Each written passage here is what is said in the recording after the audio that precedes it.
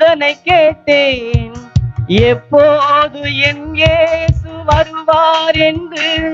நான் தூதனை கேட்டேன், எப்போது என் இயேசு வருவார் என்று. அவர் ஆனந்தம் கொண்டனர், தெரியாது என்றது. அவர் ஆனந்தம் கொண்டனர், தெரியாது என்றனர். காரணம், அவர் வருகையில் நாங்களும் கூட வருவோம் என்றார். காரணம், அவர் வருகையில் நாங்களும் கூட வருவோம் என்றார்.